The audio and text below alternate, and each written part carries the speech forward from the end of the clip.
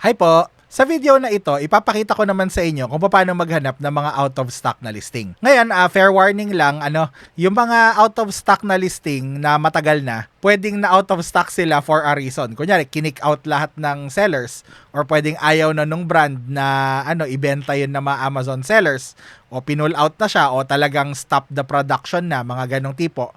So, mag-ingat-ingat kayo sa mga out of stock na products na matagal na out of stock.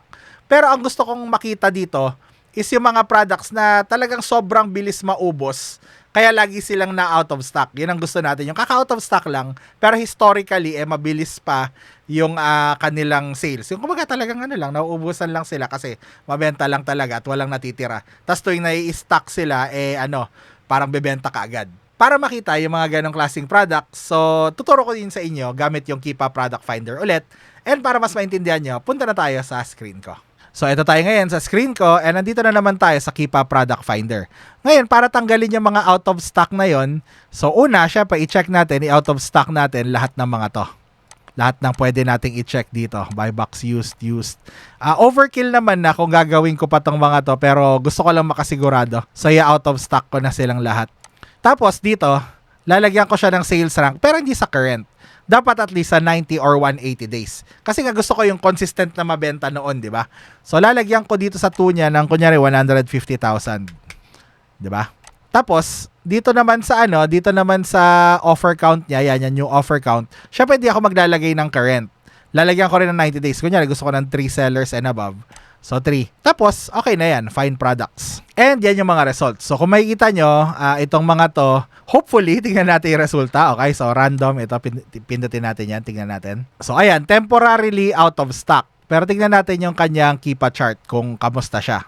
So, maganda kasi sa mga to, pag inabutan mo sila na out of stock, so, pwedeng ikaw yung makabenta dahil ikaw yung nauna.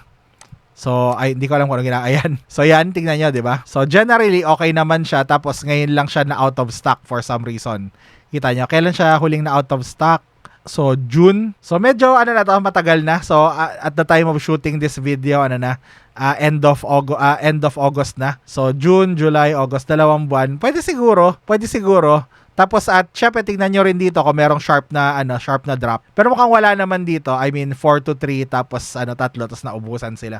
I think okay lang naman 'yan. So tingin pa tayo ng ibang mga products dito. Kunyari random, pipikit ako. Kunyari yan. Kung ano man yung brand na yan, tingnan natin. Pwede kayong makahanap ng mga opportunity dito sa mga ganitong product. Pero yun nga, hindi ko siya palaging ginagawa. Actually, hindi ko siya ginagawa at all kahit na alam ko. Kasi parang sayang yung oras para sa akin. Pero malay ko kung kayo mapakinabangan nyo. Again, one man's junk can be another man's treasure.